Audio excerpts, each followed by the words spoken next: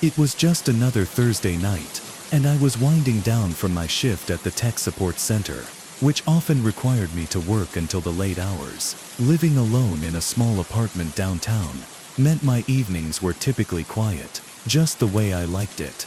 That night, as I was about to shut down my computer and head to bed, my phone buzzed with an incoming call. The screen flashed an unknown number, which was odd at this hour. Curiosity got the better of me, and I answered. "Hello," I said tentatively. At first, there was silence. Then, a crackly voice came through. "You need to check your door." The line went dead. Confused and a bit spooked, I peered through the peephole of my apartment door, but saw nothing out of the ordinary.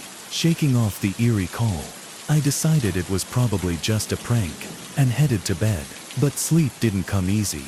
About an hour later, my phone rang again. It was the same number. This time, when I answered, I didn't speak. "You didn't check properly. Look outside your door," the same raspy voice insisted. Heart pounding, I went to the door again, hesitant, but needing to end this once and for all. Slowly, I opened the door and looked out into the dimly lit hallway of my apartment building. Nothing seemed amiss. That was until I looked down and saw a small, unmarked envelope lying at my doorstep. I picked it up with trembling hands and closed the door swiftly behind me. Inside the envelope was a single photograph and a note. The photo showed me sitting at my desk from earlier that night, clearly taken from outside my apartment. The note was simple and chilling. "I see you." After finding the photograph and the note, my mind raced with panic and fear. Who was watching me, and how long had they been doing it? I locked all my doors and windows tightly, checking them twice for good measure.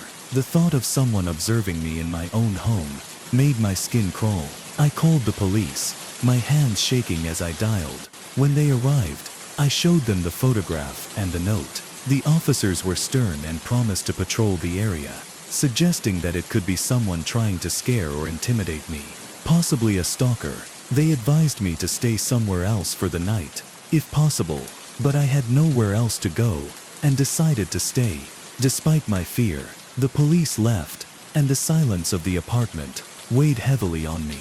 Every creak and whisper of wind sent me into a state of alert. I tried to distract myself with a movie, but my eyes kept darting to the windows and doors. Just as I started to relax slightly, thinking that maybe it was just a one-off sick joke, my phone vibrated with another call from the unknown number. This time, I answered immediately, my voice a mix of anger and fear. "What do you want?" I demanded. There was a pause on the other line. Then the crackling voice replied, "Look outside." Hesitant, I moved toward the living room window and peered through the blinds. Down below, on the street right in front of my apartment building, was a figure standing under a streetlight. They were hooded and unidentifiable, holding what looked like a camera. I recoiled and dropped the phone. Backing away from the window, the figure didn't move, just stood there, seemingly staring up directly at me. I grabbed the phone and threatened to call the police again, but when I looked back, the figure was gone. For the rest of the night, I kept the lights on and stayed awake, watching and waiting. No further calls came, but the damage was done. I felt violated and watched in my own home. Morning couldn't come soon enough. As soon as it was light, I packed a bag with essentials and decided to leave for a hotel. I couldn't stand the thought of spending another night in that apartment. Before I left, I set up a web camera I used for meetings to record anything that happened while I was gone. At the hotel, I tried to process what had happened. The feeling of being watched had not left me. Even in the daylight, and in a new location, I realized this person had not just invaded my privacy. They had shattered my sense of security. That evening, I checked the webcam remotely from my laptop. At first, nothing seemed amiss in the apartment, but then I noticed something move at the edge of the frame. It was subtle, a shadow shifting. Someone was inside my apartment. I called the police again, telling them someone was there. They arrived quickly and searched the apartment, but just like before, they found no one. The next few days were a blur of police reports, sleepless nights, and paranoia. I installed additional locks on my apartment and kept the webcam running 24/7. Friends offered their places, but I felt like I needed to face this, to reclaim my home from the terror that had taken root. But the question remained, who was watching me, and why?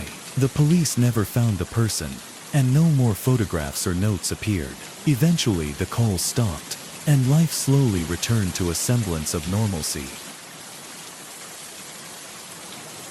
I was a college student, working part-time as a delivery driver for a local restaurant. One evening, my last delivery was to a secluded house on the outskirts of town. It was a new address I hadn't delivered to before, and it seemed a bit off the beaten path. I loaded the food into my car and set off, using my phone's GPS to guide me. The road was poorly lit, winding through thick woods that seemed to close in around me the farther I drove. The deeper into the forest I went, the weaker my phone's signal got. Eventually, it dropped off completely, leaving me to rely on the dim street signs and my memory of the map. When I finally arrived at the address, it was a dilapidated old house that looked like it hadn't seen occupants in years, overgrown with ivy, and in the shadow of towering pine trees. It gave off an eerie, abandoned feel. I hesitated, wondering if I had the wrong place, but the mailbox bore the same address as my delivery order. As I approached the front door, a chill ran down my spine. The house seemed utterly silent, almost holding its breath. I knocked hesitantly, half hoping no one would answer. After a few moments, the door creaked open slowly. A dim light spilled out from the foyer, but the person who opened the door remained hidden behind it. A voice, rough and whispering, called out from the darkness, "Leave the food on the doorstep." I set the food down, my hands trembling slightly. "You need to sign the receipt," I said, trying to keep my voice steady. "No need, just go," the voice replied, a note of urgency hidden beneath its hoarse quality. I left the food and turned to head back to my car, unnerved by the whole encounter. As I reached my car, I glanced back at the house. The door was still ajar, and for a split second, I thought I saw a figure watching me from the darkness within, a silhouette that seemed too distorted to be human. Shaking off the feeling, I got into my car and drove away as quickly as I could. The return journey felt even longer, and I couldn't shake the feeling of eyes on me, watching from the shadows of the forest. The drive back from the old house was unnerving. Every shadow seemed to shift, and every rustle of leaves sounded like footsteps following me. I kept checking the rearview mirror, half expecting to see someone or something chasing after my car. But each time, the road behind me was empty, bathed only in the glow of my taillights against the dark forest. Once I reached town and the comforting presence of streetlights and other vehicles, my anxiety began to subside. But the image of that shadowy figure in the doorway lingered in my mind, refusing to be dismissed. When I got back to the restaurant, I mentioned the creepy house and the odd customer to my manager.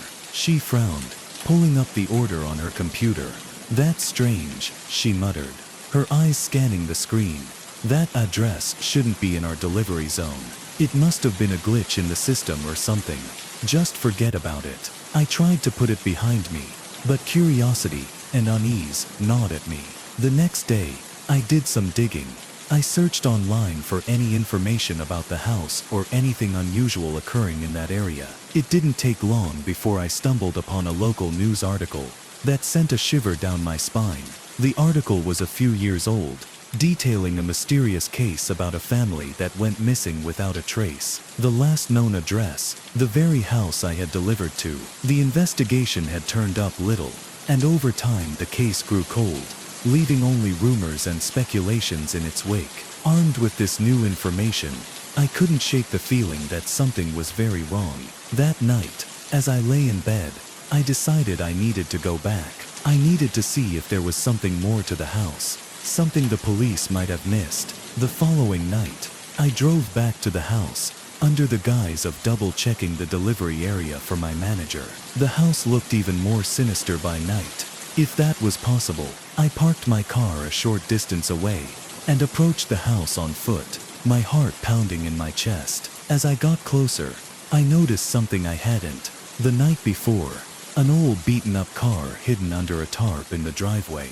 Curiosity overcame my fear, and I pulled the tarp back. The car was covered in dust, and looked like it hadn't been moved in years. Through the dirt on the window, I could just make out shapes piled in the back seat. Clothes, old newspapers, and were those photographs? I used the sleeve of my jacket to wipe away more grime, and took a closer look.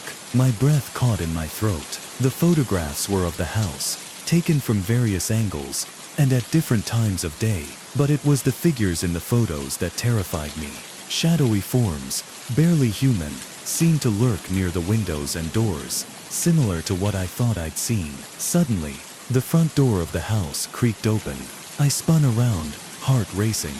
A figure stood in the doorway, the same silhouette I'd seen the other night. But this time, it stepped forward into the moonlight, and I could see it clearly. It was an old man, gaunt and pale, his eyes hollow. He stared at me, a faint smile playing on his lips, as if he'd been expecting me. "You've seen them, haven't you?" he whispered, his voice as dry as the leaves that skittered across the driveway. "They never leave, and soon neither will you." I didn't wait to hear any more. I ran back to my car, threw the tarp over the old vehicle, and drove away as fast as I could, not stopping until I reached the safety of my apartment. I reported what I had seen to the police, but when they investigated, the house was empty, the old car gone as if it had never been there. They found no sign of the old man, or any photographs. It was as if the night itself had swallowed all evidence of the horrors that house contained. I never went back, and I quit my delivery job soon after. But sometimes, late at night, I wonder about that house, the old man, and the shadows I saw in those photographs. And I hope to never find out whether what he said was a threat, or a mere fact of that cursed place. It was supposed to be the highlight of our summer, a road trip through the scenic backroads that crisscrossed the lush countryside. My friends, Rachel, Max, and I, had been planning this getaway for months. Packed into my old but reliable sedan, we shared laughs and sang along to a playlist of our favorite songs. The evening sun painting the sky in hues of orange and pink. As darkness fell, a sense of unease crept over me. These roads were unfamiliar, and the dense woods on either side seemed to close in around us. Suddenly, the car sputtered, the engine's steady hum turning into a cough before it died completely. We coasted to a stop on the side of the deserted road, the headlights dimming as if the car was giving up. "Great, what now?" Max grumbled, popping the hood with a resigned sigh. Rachel tried to lighten the mood. "At least we have each other, right? It could be worse." I nodded, though I wasn't convinced. My phone's glow was faint under the blanket of night. As I checked for a signal, nothing. We were on our own. As Max fiddled with the engine, a pair of headlights appeared in the distance. Relief washed over me as the lights grew closer. A truck, old and rusted, pulled up behind us. The driver, a large man with a bushy beard and a flannel shirt, stepped out, his boots crunching on the gravel. "Need some help?" he called out, his voice gruff but friendly. "Would appreciate it," I responded, managing a smile.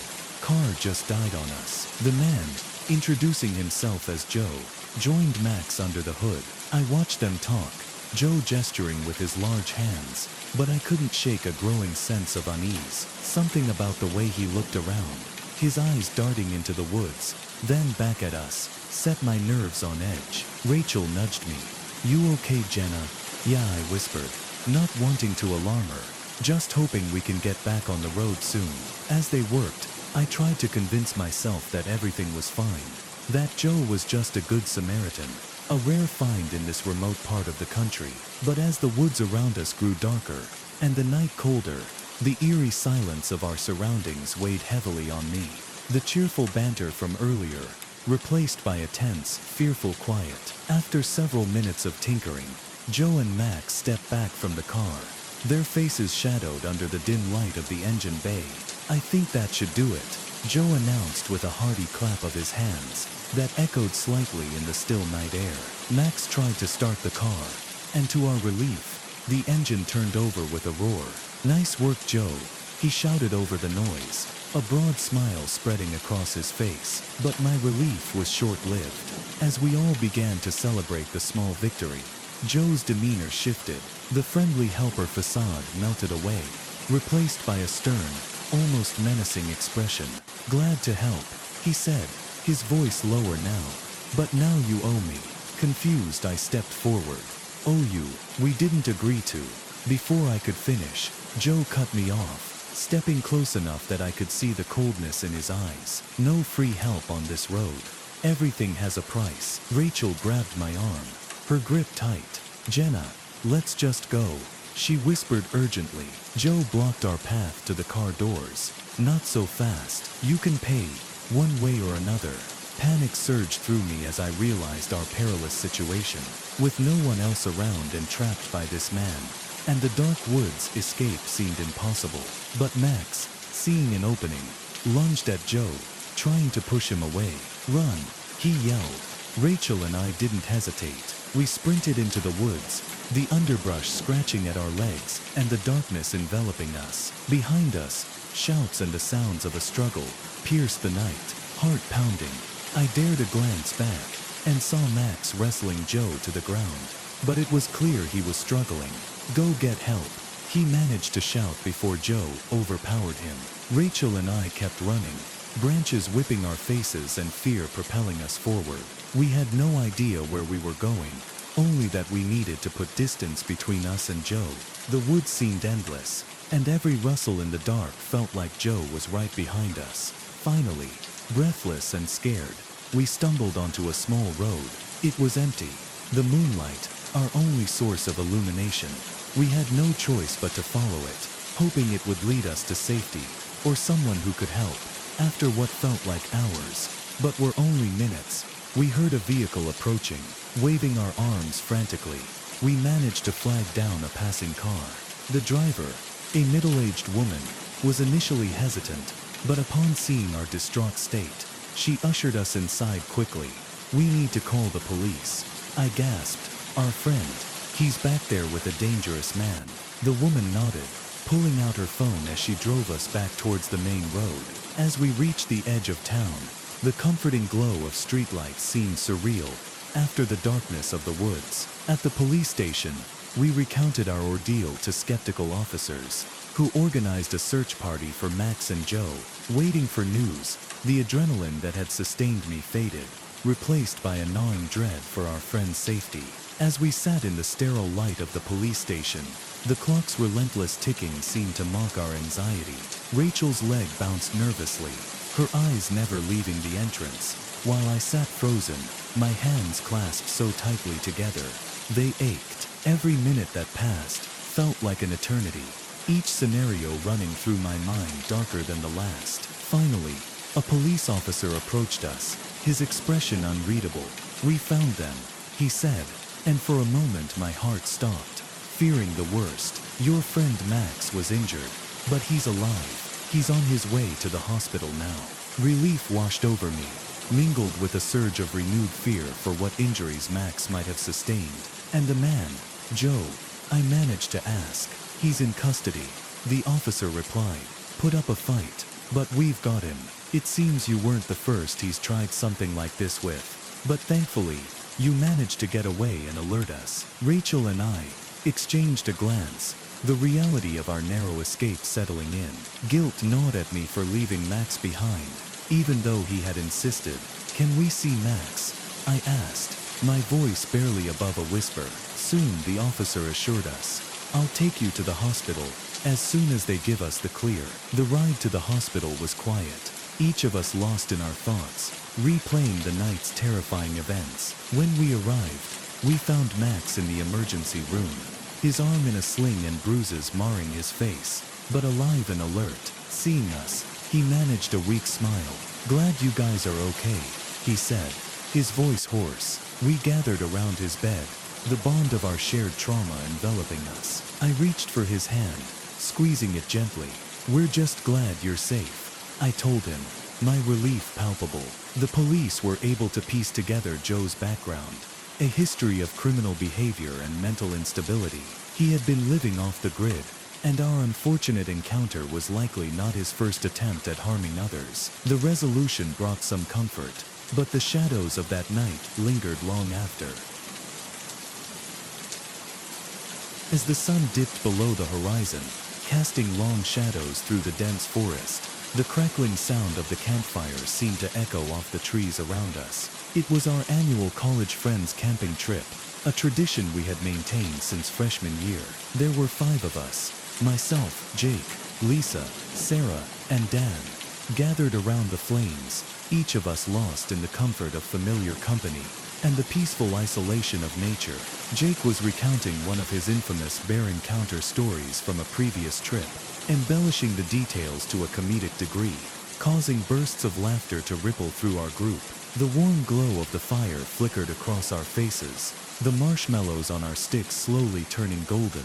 Just imagine, Jake paused for effect, pointing a dramatic finger into the dark woods. A bear coming right now. Lured by the smell of Sarah's gourmet sandwiches, Sarah playfully threw a twig at him. Those sandwiches would tame any wild beast, she retorted. And we all laughed again, the sound mingling with the crackling of the fire. As the laughter faded, a rustling sound from the bushes nearby caught my attention. It was probably just a small animal, stirred by our noise, but I strained my ears to listen, the hairs on the back of my neck standing up instinctively. It's probably just a raccoon, curious about Jake's bear story, Dan joked, noticing my uneasy glance towards the bushes. We brushed off the noise and continued with our stories and laughter. But the rustling grew louder, more deliberate, as if something or someone was moving just beyond the ring of firelight. Lisa caught my gaze, her expression mirroring my concern.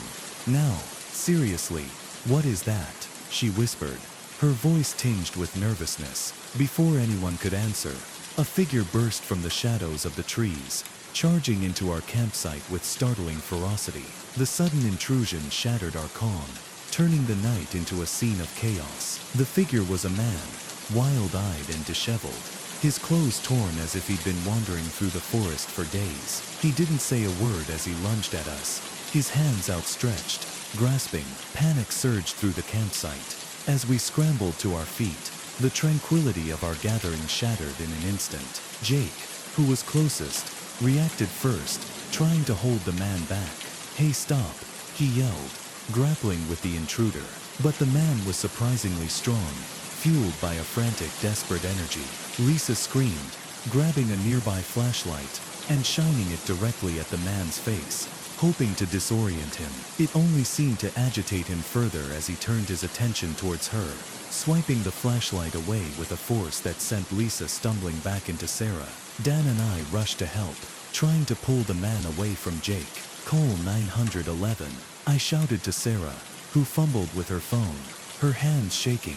Every second felt stretched, each of us straining under the weight of the sudden violence. The struggle was chaotic, the man's movements erratic and unpredictable. In the scuffle, Jake took a hard hit to the side, and a sharp cry of pain escaped him as he fell to the ground.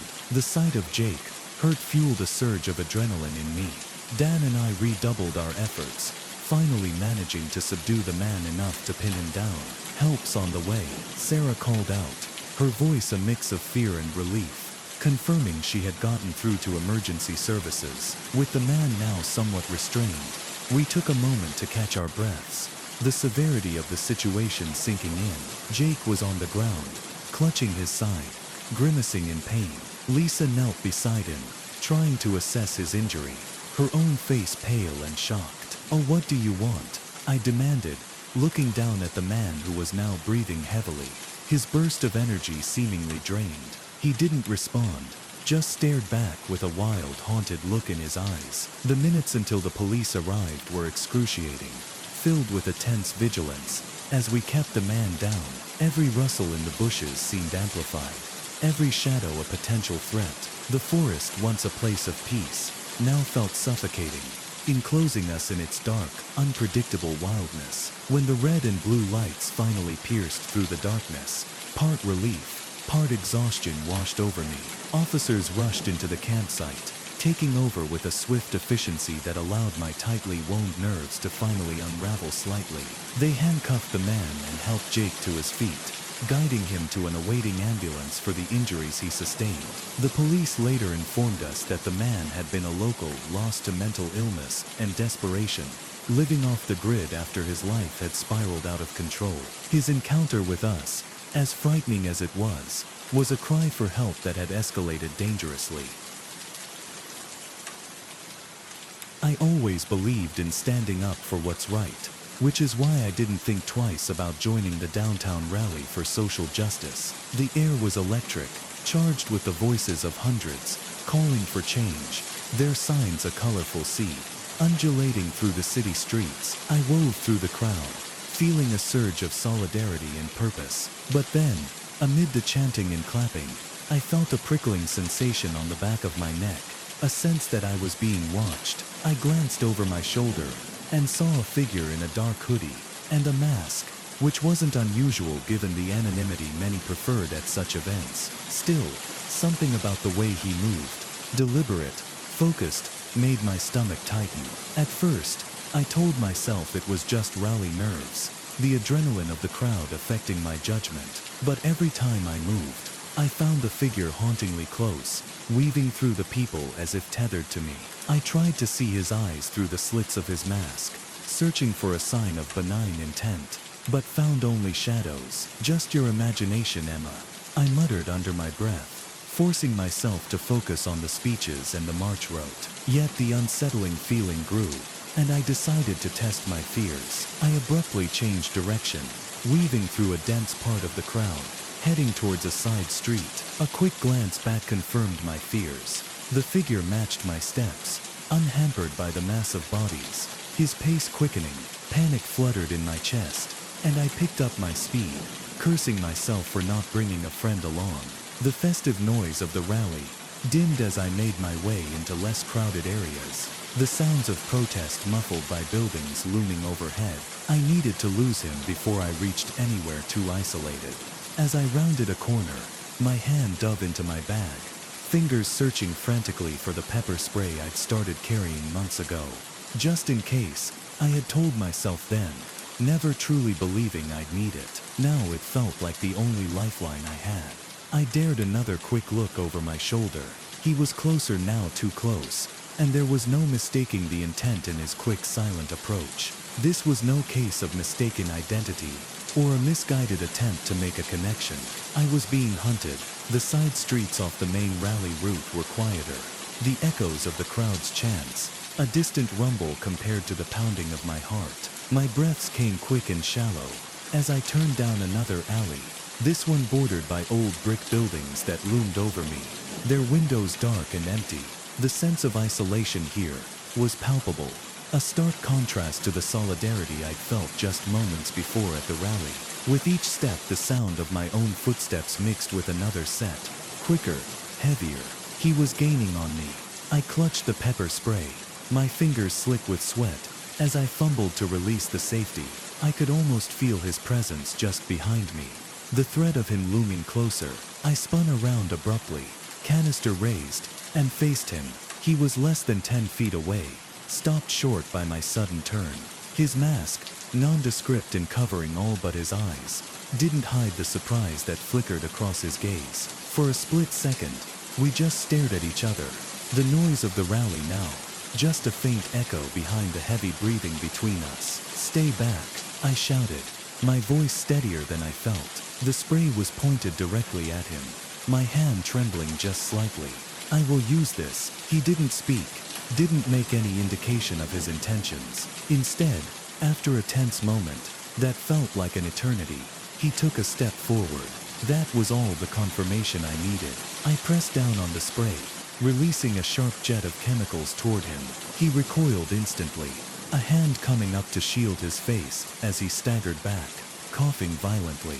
I didn't wait to see if he'd recover, turning on my heel and sprinting back towards the main street, the can still clutched in my hand. I emerged onto the crowded thoroughfare, the rally's energy washing over me like a wave, though this time it felt less comforting and more overwhelming. I pushed through the crowd, my eyes darting around in panic until I spotted two police officers on the fringe of the rally. Rushing over, I explained what had happened between ragged breaths. They radioed for backup and took me aside to a quieter spot to take a more detailed statement. As I spoke, my words tumbled out in a frantic rush, the fear and adrenaline making me shake. The police were quick to act, moving down the street in the direction I had come from. But by then, I doubted they would find him. Masked, unknown, he could blend in too easily here. Once my statement was taken, and they'd assured me they'd do everything they could, I called a friend to meet me, no longer feeling safe alone. Working the night shift at Mel's Diner had become my routine. Nestled on the edge of a small town, the diner was a beacon for late-night loners and the occasional weary traveler. I enjoyed the quiet, the simplicity of pouring coffee and flipping burgers. But tonight was different. A storm was brewing, both outside and, as it turned out, inside.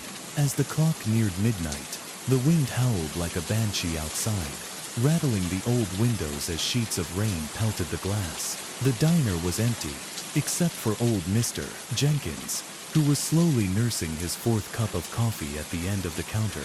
That's when the door banged open, ushering in a gust of wind and 5 individuals who looked like they'd rather be anywhere but here. They were a rugged bunch, soaked from the storm, their clothes mud-splattered. As they settled into a booth, their voices were loud, tinged with annoyance from the storm, or perhaps just the weariness of the road. I approached them with a pot of coffee, trying to offer a warm smile over my growing unease. "What'll it be, folks?" I asked, placing menus down in front of each of them. Their leader, a burly man with a thick beard and a scar running down his left cheek, grunted something unintelligible, snatching the menu from my hand. The others didn't bother looking at theirs, instead starting a raucous conversation that involved a lot of pointing and laughing.